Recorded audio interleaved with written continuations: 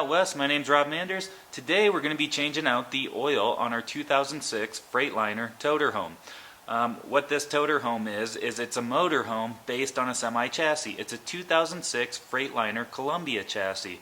So it is basically a semi-drivetrain. It's got a Mercedes 450 horse diesel motor.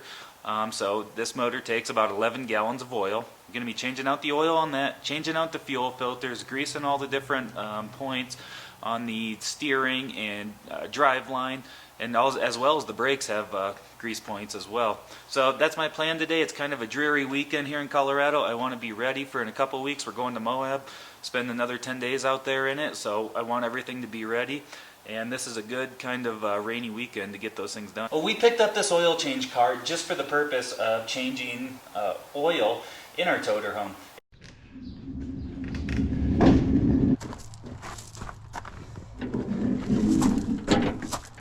Also killing the main power, so nothing can start. Get all the oil and everything out.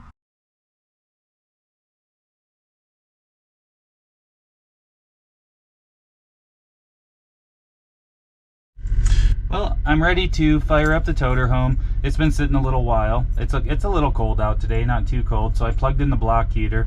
I've had that going for a little while. So I want to warm up the engine before I change the oil, before I drain the oil all out like you would with anything else. So I'm going to go ahead, see if it's going to fire up today. We'll see.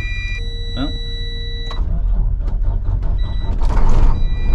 and it fired up, so that's good. I'm going to let it warm up good here and for a little bit and then start draining the oil. Well, going to go ahead and put the jack stands down just to make my life a little bit easier. Makes crawling underneath there for everything I need to do a whole lot easier. So we go ahead and turn that on. The legs will come down and then level this thing out. I got to go outside and make sure that they don't hit anything.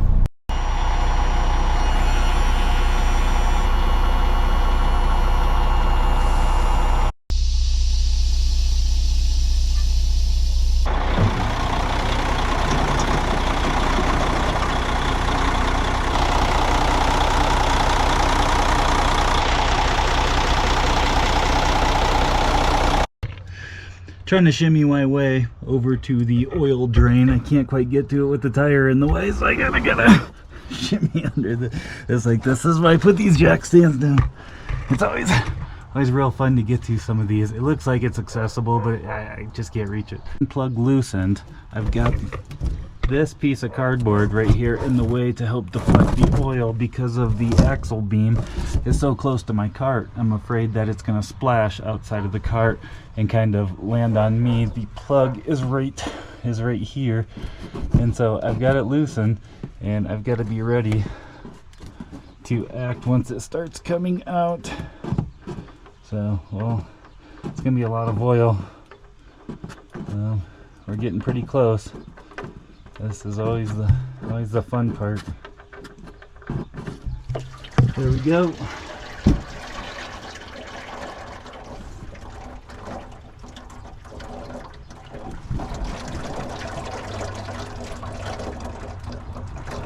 And it all appears to be going where it's supposed to be going.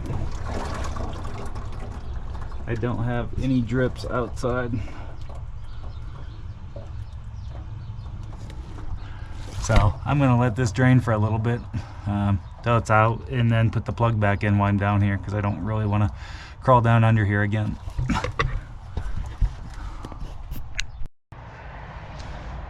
So I recently did the air filter before our last trip. It's still in good shape, so it's still looking good. Not going to worry about that today. Next is the oil filter, just right here, and I got to pop that loose.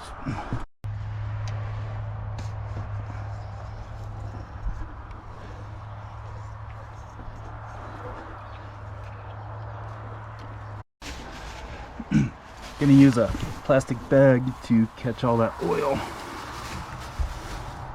and then make a mess.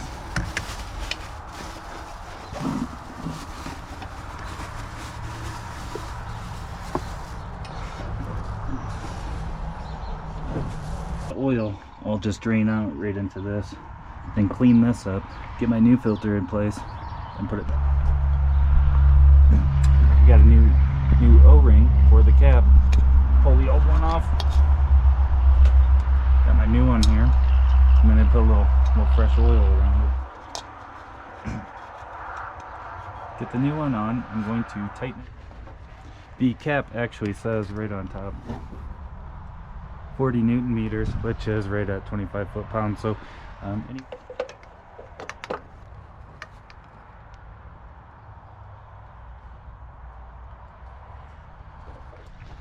then there's always the chickens like to help too. They're always good for hanging out around. They keep it interesting.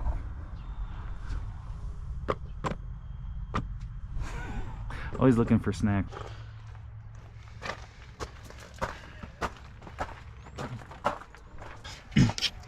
Loosening up the water fuel separator using the strap wrench.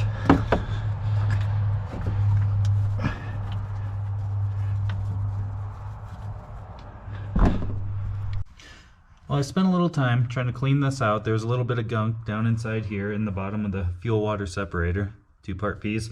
There's a little bit, you can see some of the gunk that was being filtered out down in there. So we go ahead and put these two together. I'm just going to lightly put this together for now, and I'm going to fill this with diesel so that it's fully filled and primed up and ready to go, so that when we start it we don't get a big slug of air in. Looking at the diesel filter, it says to open the fuel tank before removing the filter cap.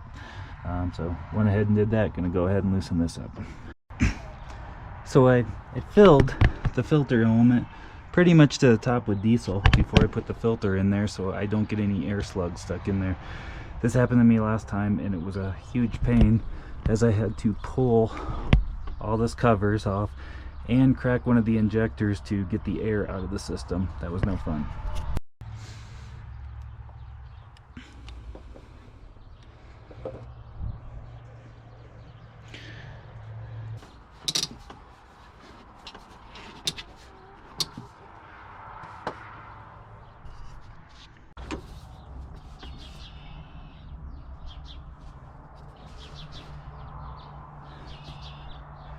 And the top of this one says right here 25 Newton meters for the torque spec.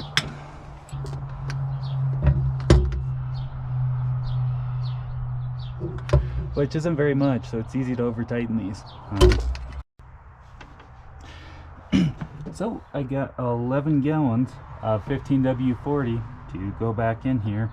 So it takes a little while to get this much oil back in there, especially kind of got to rig up some funnels since it's kind of a long way down there to where we're filling it up. So I'll go ahead and get pouring.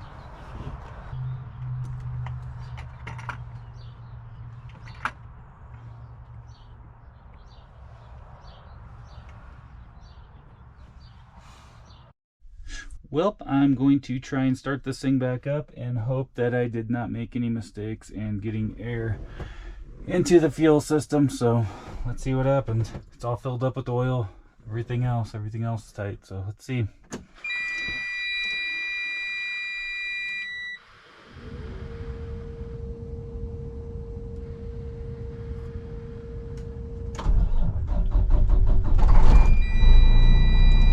Well, it started, but let's see if it gets a hiccup and any air in the line. So it's running. Let's go. Well, it's rattling away. I don't see any leaks. I don't see any diesel leaks, just the stuff that I spilled. No leaks over here. So this particular truck has 4 truck batteries, 4 batteries for the truck, 4 big batteries for the truck, 2 for the camper, and then 1 over there for the generator. So you got 4, 5, 6, 7 batteries in here, all of which I pretty well will have replaced in the last year. Everything should be good after that. These things just have a lot of power drain on them. Everything from running the heater all night long to just all the other power drains around them. It's a lot of just seems like the batteries I'm replacing, they're 4 years old, so they're getting up there. They keep a trickle charger on. Sometimes that can I guess boil off some of the electrolyte if the charger is maybe just a little high. So anyway, it's just all part of camper maintenance, in my opinion. So I ran into one little issue with my battery swap, and this is probably a reason why it's best to replace all 4 at once. This battery was new last year. It was off gassing. I had to replace it kind of on the road. It was I had to replace it in a hurry. And anyway, all the posts here all fit this bus bar exactly, is the same length. However, this battery, because the bus bar is over on the side more, or because the post is over, the bus bar won't fit on it. So I think just to be easiest, I gotta go back Monday, pick up another new battery that matches, has the same post as these, and then finish it up so that everything is the same, everything's equal, and then there just won't be any issues. Since this was only 1 year old, I thought, nah, I could get away with it, it would be fine, but now we'll make it all the same. So this project will have to wait till. Well, crawling around down here under near the back axle, greasing everything. There's these giant U-joints that need to be greased. There are a couple different grease zerks on each of the brakes that need to be greased, and then working my way around looking for every grease zerk. Like to start from the rear, work my way forward, find all these big U-joints that need to be greased. Every grease zerk, keep greasing it, like the book says, until you can see grease coming out on all 4 of the caps. So gotta work all the way up there all the way up to the tie rod. Good time to inspect the brake pads and see how thick the brake pads are still, see if they're within spec, and also just get a general condition of the tires, because usually you just see the outside, make sure the insides don't have a lot of dry cracking and such as well. And then also still getting visited by my chickens everywhere I go. Well, I got the last battery installed, so got all the batteries, got 4 new batteries here. These 2 batteries were replaced last year, that one was replaced last year, so 4 new batteries ready to go. So we should be good for quite a while. The last thing we got to do is, before we head out on our trip, is just check, we're just going to check the air pressure in all the tires, kind of do a once over everything, so we'll be ready to leave here shortly.